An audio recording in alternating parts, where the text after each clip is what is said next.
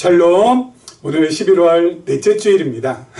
지난 한 주간 많이 추워졌는데 어떻게 일교차가 큰 날씨에도 우리 건강하게 그렇게 지내셨는지요? 이제 다음 주면은 11월 마지막 날 마지막 주고요. 그리고 12월 그렇게 또 시작이 됩니다. 2025년 한 달여 정도 남아있는데 하나님 은혜 가운데 아름답게 보내시기를 부탁을 드리겠습니다. 우리 지난 시간에서 계속해서 우리 요한복음 말씀 오늘 41번째 함께 말씀을 나누고 있는데요. 요한복음 말씀 읽으면 읽을수록 그리고 또 보면 볼수록 너무너무 은혜가 깊고 그리고 또 하나님께서 우리를 배려하는 그 참 아름답고 또 사랑스러운 모습이 보이는 그러한 말씀이다 라는 것을 늘 깨우치게 됩니다. 오늘 말씀 본문 들어가기 전에요. 요즘 들어서 제가 과거에도 그랬지만 우리 신학 말고 또 성경 말고 관심 있어 하는 분야가 몇 가지가 좀 있거든요. 좀 이제 나이가 들면서 그 중에서 하나가 바로 심리학입니다. 그래서 심리학과 관계된 책도 좀 읽어보고요. 그리고 심리학과 관계된 우리 강연도 우리 유튜브를 통해서 많이 들어보는데 이 현대 심리학에 있어서 거론되지 않으면 안 될 아주 소중한 인물이 있습니다. 바로 누구냐면은 에이브러함. 이름이 아주 멋있죠? 에이브라함 맞나요? M이죠? 메슬로우라는 사람입니다. 이분이 20세기 초반 이렇게 심리학을 갖다가 완전히 새롭게 우리 바꾸신 분이라고 합니다. 우리가 잘 알다시피 여러분 이 메슬로의 5단계의 인간에 대한 욕구 여러분 많이 들어보셨을 것 같은데요. 5단계 인간에 대한 욕구를 갖다가 처음으로 세상에 내놓으신 분입니다. 하나, 둘, 셋, 넷, 다섯 맞죠? 그래서 첫 번째 1단계 다른 게 아니라 생리적인 욕구. 그 다음에 2단계가 안전에 대한 욕구. 그리고 3단계가 사랑과 소속에 대한 욕구. 그리고 우리 4단계가 존중에 대한 욕구. 존중 욕구. 그리고 5단계가 자아실현 욕구. 그래서 여러분 생리적인 욕구는 다른 것이 아니라 의식주, 그렇죠? 먹는 거, 입는 거, 거주하는 거, 그거에 대한 욕구. 그래서 이게 채워지면은 안전에 대한 욕구. 그래서 이 자신의 그 안전을 위협하는 것으로부터 지키는 그런 욕구. 경제적인 안정도 있고요. 그리고 또 치안도 있을 것 같고요. 자신의 건강도 챙기는 것도 있을 수 있고요. 그 다음에 사랑과 소속에 대한 욕구는 요게 또 채워지면은 어디에 이제 소속되어서 안정감 있게 그리고 사랑을 주고받는 그런 존재로서의 우리 소속 욕구. 그 다음 존중은 내가 인정받고 싶고 그리고 존경받고 싶어 하는 욕구. 그리고 다섯 번째가 자아실현 욕구. 이것은 바로 뭐냐면은 내가 이제 뭔가 자신의 창의성을 갖다 가지고 그리고 뭔가 자신을 갖다가 성장시키기 위한 그런 욕구라는 것이죠.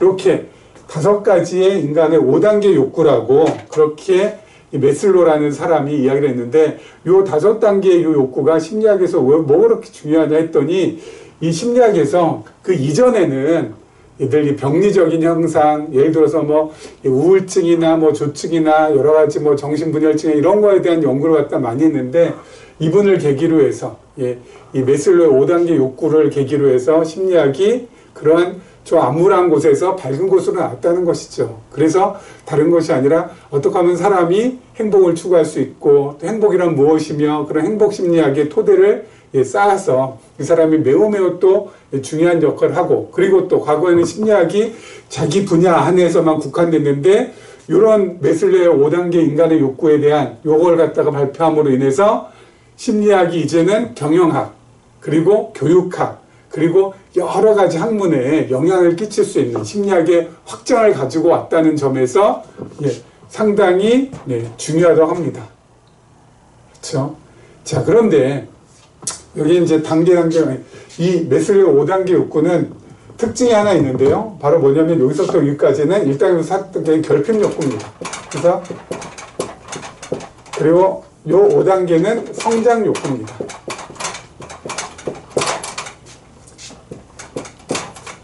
그래서 이 결핍이 채워지면 이 욕구는 사라진다고 하고요. 성장 욕구는 채워질수록 어때요? 사람은 더 성장하고 싶기 때문에 이것은 채워질수록 더 성장하는 쪽으로 나간다라고 이야기를 합니다. 그런데 한 가지 특징 중에 또 하나는 바로 뭐냐면은 매 단계가 어때요?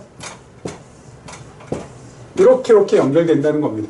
생리적인 욕구가 충족이 될 때 그 다음에 안전 욕구가 생기고 안전 욕구가 충족이 되면 사랑과 소송 욕구가 생기고 존중 욕구가 충족돼야지만 드디어 자한 실현 욕구로 해서 성장으로 나갈 수 있다라고 얘기하고 있는데 성경적인 관점에서 봤을 때는 문제 제기할 수 있는 부분이 있죠. 바로 뭐냐면요.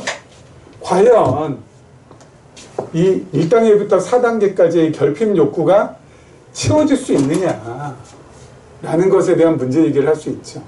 과연 채워질 수 있을까? 배고픔이 면한다고 하면은 그럼 채워졌기 때문에 그 다음에는 뭐 안전한 쪽으로 우리에게 나갈 수 있겠다라고 하지만 여러분 인간이란 것은 배고픔이 지금 당장 한 끼의 배고픔이 채워지면요 그 다음 끼에 대한 무엇이 생각나요? 욕구가 생각나기 때문에 그 다음 끼를 위한 것을 쌓아 놓으려고 합니다. 그래서 오늘 하루 것만 가지고 이것이 채워졌다라고 하지 않아요.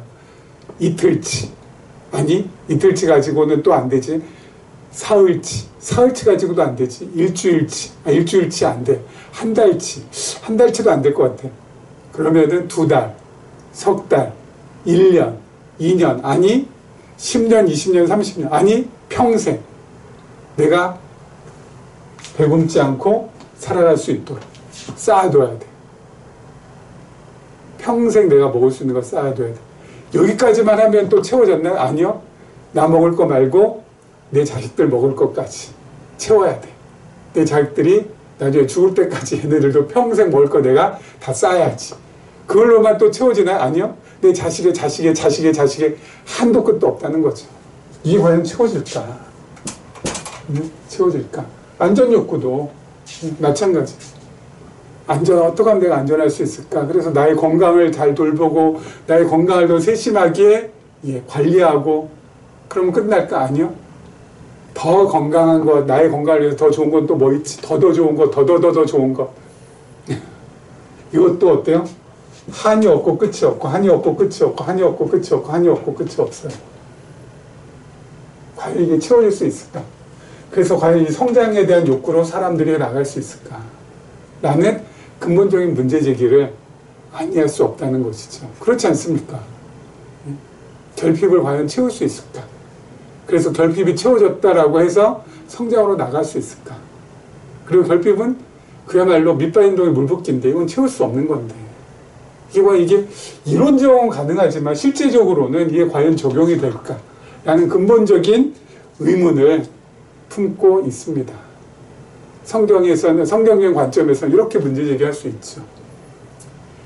그런데요, 성경도 역시 성장에 대해서 말씀하고 있습니다. 성경은 이 성장은 뭐에 대한 성장이에요?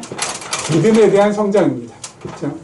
믿음이 성장해야 된다는 것이죠. 그런데 성경에서는 믿음에 성장할 때 이 결핍이 채워져야 믿음이라는 것이 성장한다라고 하지 않습니다. 여러분, 초대교회 성도들, 결핍이 채워졌기 때문에 그들의 믿음이 성장했나요? 그들이 뭐 의식주 문제가 다 해결이 됐나요? 그렇다고 해서 그들이 뭐 안전했습니까? 매일같이 목숨의 위협을 받고 살지 않았습니까? 그렇죠?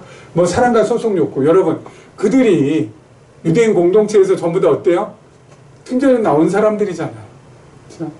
무엇 때문에? 예수를 그리스도로 알고 믿는다는 것 때문에. 그를 존중받았습니까? 예? 그들이 존중받았나요? 하지만 그들은 어때요? 믿음이 성장했습니다. 왜 그럴까요? 왜 그럴까요? 믿음이 성장했어요. 이 결핍 욕구하고 결핍 욕구가 채워졌기 때문에 그들이 내적으로 성장한 게 아닙니다. 그럼 도대체 무엇 때문에 그런 성장했을까요?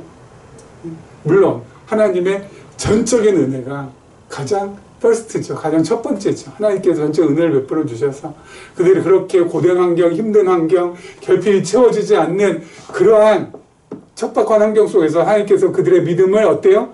키워내셨기 때문에 그들이 믿음이 성장한 거죠. 이게 퍼스트, 첫 번째. 그리고 두 번째, 간접적인 거. 뭐예요? 그들은 결핍이라는 것을 통해서 결핍이라는 걸 통해서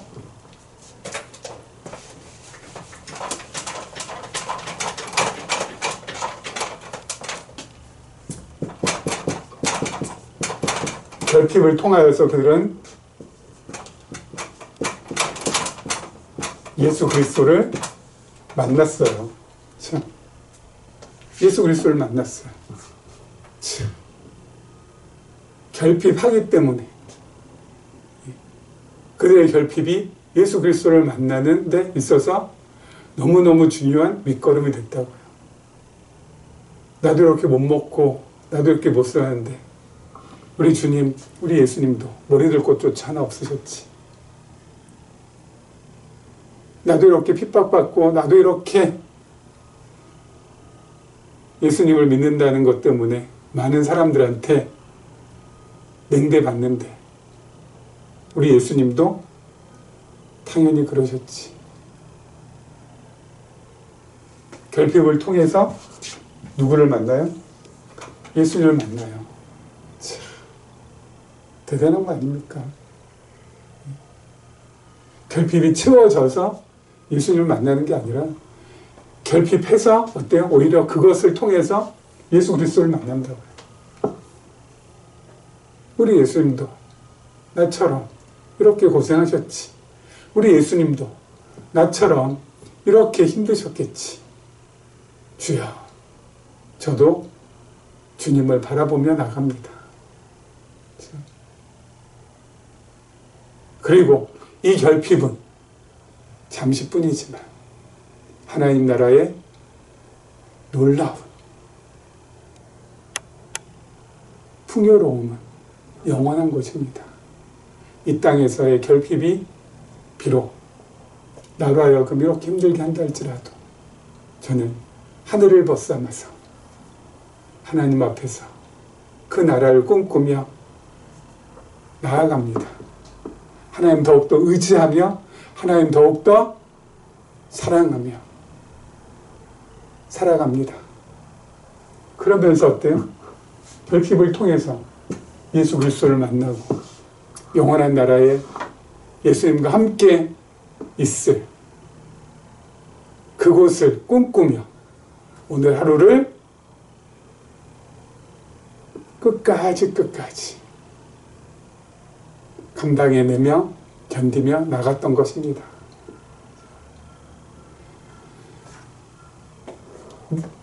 에브라임 메슬로의 인간의 욕구 5단계 보다 저는 성경에서 나오는 우리의 믿음을 성장시키는 이 아름다운 과정이 저한테는 훨씬 더 와닿더라고요. 물론 심리학에서 너무너무 중요한 분이시지만 성경적 관점에서 봤을 때는 어때요? 이것을 과연 물론 사람이 불완전하기 때문에 이거 과연 완전하다고 할 수 있는가? 참 희한한 것은 성경을 더 깊이 깨닫고 그리고 성경을 더 깊이 알면 알수록 이 세상에서 말하는 세상의 학문들이 말하는 여러 가지 주장들의 문제 제기를 할 수 있다는 것이 저는 참 희한한 것 같아요. 그리고 그런 문제 제기 끝에는 결국 뭐예요? 성경 속에 나오는 하나님의 은혜의 말씀으로 진리의 말씀으로 이렇게 매듭지을 수 있다는 것이 그것도 너무너무 놀라운 것 아니겠습니까? 그래서 하나님 말씀인 성경을 한순간이라도 이 손에서 뗄 수가 없는 것입니다. 매일매일 묵상하고 보고 또 보고 읽고 또 읽고 알고 또 알고 그렇게 살아가는 것이 아닐까 싶습니다.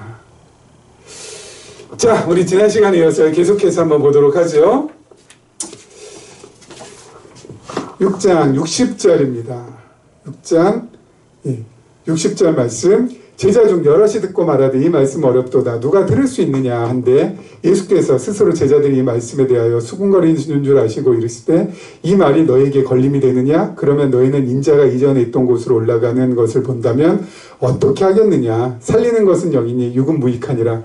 내가 너에게 이른 말은 영이요 생명이라.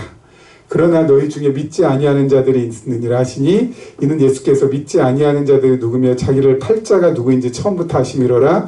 또 이르시되 그러므로 전에 너희에게 말하기를 내 아버지께서 오게 하여 주지 아니하시면 누구든지 내게 올 수 없다 하였노라 하시니라. 그때부터 그의 제자 중에서 많은 사람이 떠나가고 다시 그와 함께 다니지 아니하더라. 자, 여러분 예수님께서 말씀하신 것 이것을 이 사람들이 어때요? 이 말씀 참 어렵다고 하는데 여러분 예수님께서 말씀하신 것 가운데 이 사람들이 어렵게 느낀 게 바로 뭐냐면은 예수님 자신이 하늘에서 온 떡이라고 영생의 떡, 생명의 떡이라고 그렇기 때문에 이 떡을 너희가 먹어야 된다고 하신 말씀이거든요. 이게 어렵대요. 이게 무척 그들은 이해가 안 된대요. 그래서 우리가 예수님의 살을 먹어야 되냐고 우리가 예수님의 살을 먹어야 되는 거냐고 예수님의 피를 마셔야 되는 거 이거 뭐냐 이게 도대체 그렇게 이해하고 있어요. 이 사람들은. 그렇죠? 그렇지 않습니까? 도저히 그 말씀을 어때요? 소화해내지 못하는 겁니다. 받아들이지 못하는 겁니다. 그러니까 어때요? 어렵다.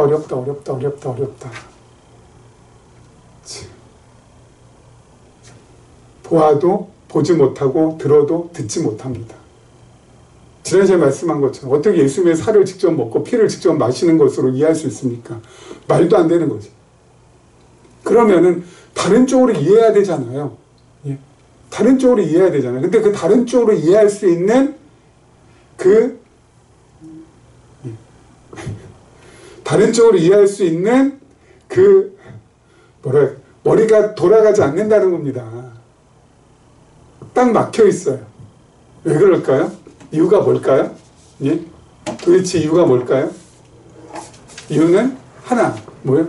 하나님께서 그들의 귀를 막으시고 그들의 눈을 멀게 하셨기 때문에 듣지 못하고 보지 못하게 하셨기 때문에 단 하나도 이해할 수 없고 깨닫지 못하는 것이라는 것이죠. 왜? 하나님께서 그들의 눈을 가리시고 그들의 귀를 가리셨을까요? 그들의 눈을 좀 뜨게 하고 그들의 귀를 좀 이렇게 열게 해서 저 예수님이 바로 우리가 그렇게도 기다리던 메시아구나. 우리가 그렇게도 기다렸던 하나님의 아들이시구나. 정말 하나님이시구나. 우리가 저분을 받아들여야 된다. 그래서 예수님이 가는 곳마다 수많은 환영 인파가 막 몰려들어서 예수 그리스도 막 그냥 환호하고 외치고 예수님 가는 곳마다 많은 사람들을 환대해주고 하면은 정말 좋았을 것 같은데 왜 그들의 눈을 가리고 그들의 귀를 가려서 예수가 그리스도이심을 알지 못하게 예수님께서 하늘로부터 온 떡이라 내가 정말 생명의 떡이라 이 떡을 먹는 자마다 영원한 생명을 누리겠다 라고 하신 말씀을 깨닫지 못하게 하셨을까? 왜? 깨닫게 하셨더라면 예수님께서 정말 수많은 사람들 앞에서 환영받고 환대받고 박수받고 갈채받고 좋았을 텐데 그게 이제 우리의 생각이죠. 하나님께서는 우리의 생각과는 달라도 너무 다르시죠. 왜요? 하나님께서는요, 예수님을 통하여서 그의 구원 계획을, 구원 사역을 이루시기 위해서는 그렇게 하면 안 되거든요. 구원 사역을 위하기 위해서는 예수님께서는 유대인들한테 어때요? 미움받고 멸시당하고 천대받고 채찍질 당해야 되거든요. 상해야 되거든요. 찔려야 되거든요. 왜요? 그래야 우리가 나음을 얻고 우리가 평화를 얻고 예수님께서 십자가 그래서 못 박혀 돌아가셔야 우리가 죄로부터 해방받을 수 있기 때문에 하나님께서 유대인들을 눈을 가리시고 귀를 가리신 겁니다. 그들이 전부 다 예수님 환영하고 예수님 다 환대하면 예수님께서 십자가에 돌아가실 수 있어요? 안 되잖아요. 그렇기 때문에 예수님께서 멸시받고 천대받고 고난당하고 십자가 못 박히셔야 되기 때문에 유대인들을 하나님께서 다 가리신 겁니다. 하나님의 구원 계획을 이루시기 위해서. 그래야 우리가 죄사함을 받고 영원한 생명을 얻고 영원한 나라에서 하나님과 함께 하기 때문에. 그러면은 이렇게 생각하는 분이 있을 수 있죠. 와, 그 당시 유대인들 진짜 불쌍하다. 그 당시 유대인들 진짜 불쌍하다. 그들은 참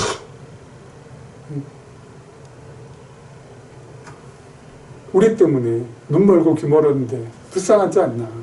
그렇게 생각하는 분이 반드시 있을 것 같아요. 그런데 두 가지 면에서 그렇지 않다라는 것을 말씀드리고 싶어요. 첫 번째는요, 그 당시 유대인들은 자기들 스스로를 절대로 그런 면에서 불쌍하다라고 여기지 않았습니다. 그들은 율법을 지켜서 본인들이 의롭다고 하고 의로운 자신들을 갖다가 어때요? 자랑하고 우쭐거리고 그리고 자신의 의를 내세웠어요. 그들은 절대 스스로 불쌍하다라고 여기지 않습니다. 스스로 불쌍하다고 여기지 않는 사람들을 우리가 불쌍하다고 한다 그러면 그것은 말이 안 되는 거죠. 그렇죠. 또 한 가지. 하나님의 섭리, 하나님께서 자신의 뜻을 이루는 과정에 대해서 우리가 이러쿵저러쿵 태클 걸고 우리가 이러쿵저러쿵 하면서 딴지 거는 것은 그것은 아무런 의미가 없기 때문에 그렇습니다. 하나님께서 자신의 뜻을, 계획을, 작정을 이루는 그 과정, 반드시 뭐예요? 합력하여서 선을 이루는 것입니다. 그렇죠? 하나님의 섭리는 합력하여 선을 이루는 것이 바로 하나님의 섭리입니다. 합력이라고 했습니다. 힘이 합해진다는 건데 이게 뭐냐면 함께 작용한다라는 뜻입니다. 함께 작용. 무엇과 무엇이 함께 작용하는 걸까요? 무엇과 무엇이?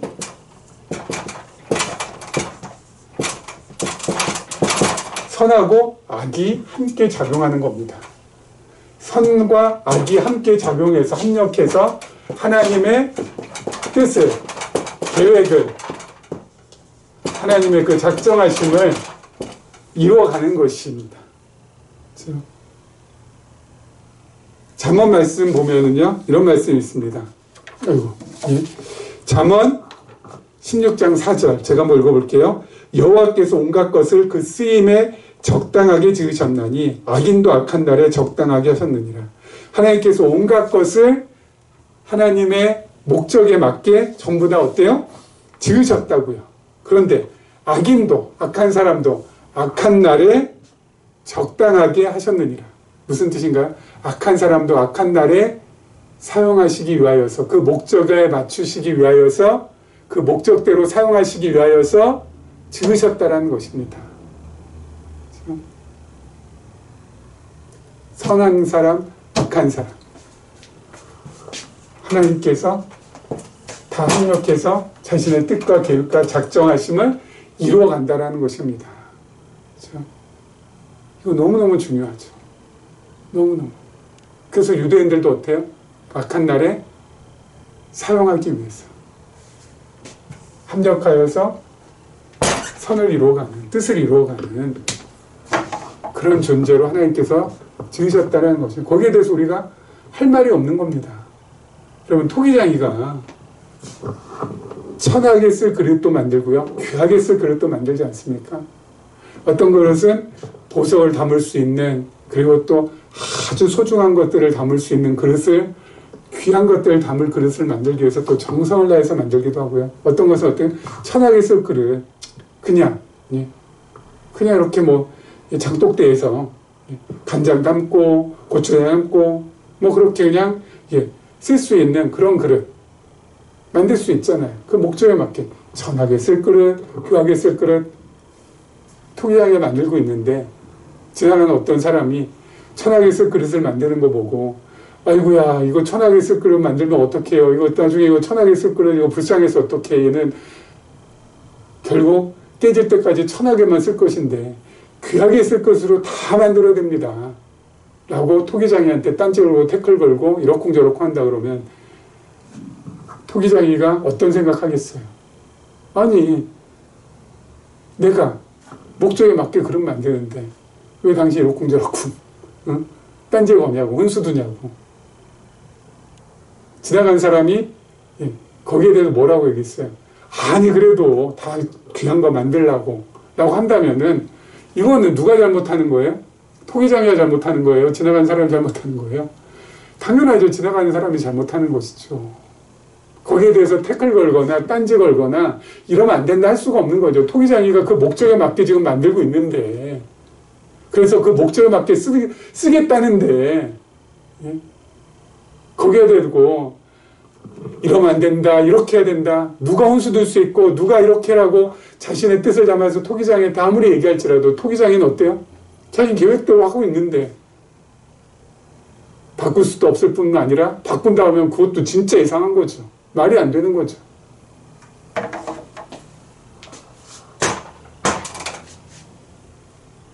하나님께서 합력하여서 함께 작용해서 자신의 뜻과 계획과 작정하심을 이루어 가십니다.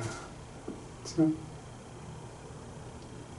그렇기 때문에 우리가 그 당시 유대인들을 불쌍하다라고 할 수 없다는 거예요. 토기장이한테 다 귀한 거를 만들려고 그렇게 태클 거는 사람하고 똑같다는 겁니다. 의미 없는 거죠. 그렇죠? 여러분, 아까 우리 메슬레 5단계에 대해서, 이 인간의 욕구 5단계에 대해서 이렇게 말씀을 드렸는데, 우리의 신앙 성장에 단계가 있다고 했잖아요.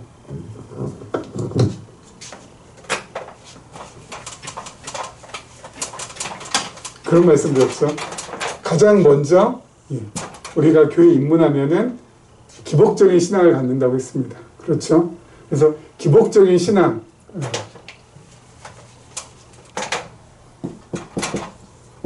기복적 신앙, 다음에 이렇게 해야 된다, 저렇게 해야 된다 해서 율법적 신앙, 이 두 가지는 필수 코스예요. 이거는 뭐 모든 지금 교회에서 지금 하고 있고, 여기에 전부 다 머물렀는데, 우리는 여기에만 있으면 안 되고, 어때요? 한 단계 더 도약해야 되는데, 바로 그것이 하나님의 주권을 인정하는 주권적 신앙이라고 했습니다. 여러분, 이 주권적 신앙, 여기까지 이르러야 우리의 믿음이 한 단계 더 업그레이드가 될 수 있어요. 제가 지금 말씀드린 이것이 주권적 신앙으로 갈 수 있도록 해주는 기회가 되는 말씀입니다. 하나님의 주권이라는 것이 바로 이런 것이에요. 하나님의 주권. 이것을 우리가 받아들인다, 이것을 우리가 인정한다, 이것을 우리가 소화해낼 수 있다면은 주권적 신앙으로 들어가는 겁니다. 그래서 범사에 하나님을 인정하면서 살아갈 수 있는 토대가 마련될 수 있는 거예요. 새로운 신앙의 새 지평이 열릴 수가 있는 것이라고요. 그렇죠? 자, 그 다음 보도록 하겠습니다. 그 다음 말씀 67절입니다. 예수께서 12제자에게 이르시되 너희도 가려느냐? 시몬 베드로가 대답하되 주의 영생의 말씀이 주께 있사오니 우리가 누구에게로 가오리까? 우리가 주는 하나님의 거룩하신 자이신 줄 믿고 알았사옵나이다. 예수께서 대답하시되 내가 너희 12를 택하지 아니하였느냐. 그러나 너희 중에 한 사람은 마귀니라 하시니 이 말씀은 가롯 시몬의 아들 유다를 가리키심이라. 그는 12 중에 하나로 예수를 팔 자러라. 여러분, 물고기 2마리하고 보리떡 5개로 5,000명을 먹이시는 놀라운 표적들을 거기에 모여있는 많은 사람들, 예수님을 지금 따르는 그 많은 사람들이 다 직접 보고 경험하고 본인들도 먹고 마시고 배고픔을 면하고 다 체험하고 경험했어요. 그리고 거기에 있는 사람들이 똑같이 다 예수님의 말씀을 들었어요. 생명의 떡이라고 나는 생명의 떡을 너희가 먹어야지 영생할 수 있다고 다 같이 들었어요. 똑같이 경험하고 똑같이 배우고. 그런데 어떤 한편은 예수님을 어때요? 떠나가고 어떤 한편은 여기에 영생의 말씀이 있으니 어떻게 떠나갈 수 있냐고 하면서 예수님과 더 어때요? 밀착이 됩니다. 왜 이럴까요? 예. 다 같이 같은 공간에서 같은 시간에 놀라운 표적사건 다 경험하고 놀라운 주님의 말씀을 다 어때요? 들었습니다. 그런데 어떤 무리는 떠나가고 어떤 무리는 예수님 곁에 남아있고. 왜 그럴까요? 왜 그럴까요? 이게 진리가 가진 특징 중에 특징입니다. 여러분, 진리가 임하는 곳, 진리가 선포되는 곳, 진리가 거하는 곳은 반드시 둘로 쫙 쪼개집니다. 둘로 쪼개져요. 어떻게 해요? 한쪽은 알곡으로, 한쪽은 가라지로, 한쪽은 빛으로, 한쪽은 어둠으로, 한쪽은 양으로, 한쪽은 염소로. 쫙 나뉘어요. 완전히 나뉘어요. 한쪽은 생명으로, 한쪽은 사망으로. 둘로 쫙 쪼개집니다. 완전히. 진리가 임하는 곳에.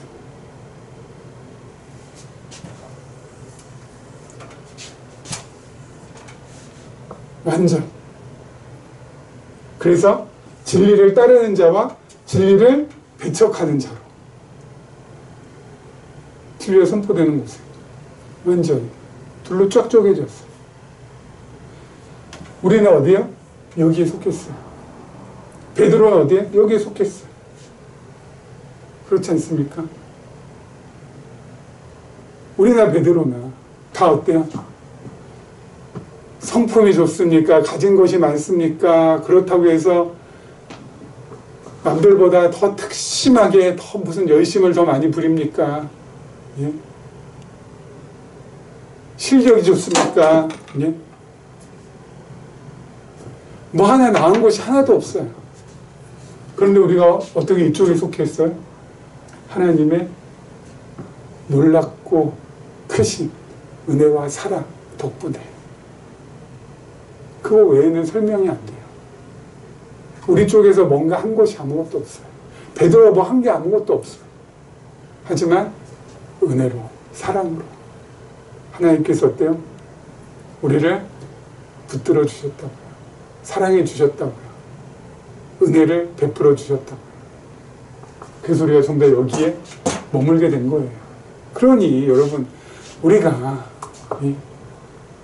늘 찬송하지 않을 수 없고 항상 기뻐하지 않을 수 없고 범사에 감사하지 않을 수 없는 것이죠.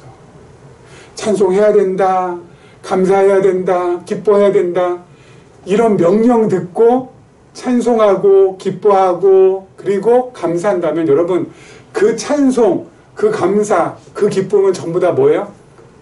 위선적인 거예요. 진심으로 나온 것이 아니에요. 그렇죠? 그거 위선 떠는 거예요. 찬송해야 됩니다, 감사해야 됩니다, 기뻐해야 됩니다 라는 그 해야 된다라는 당위적인 명령을 듣고 하는 것은, 그것은 뭐예요?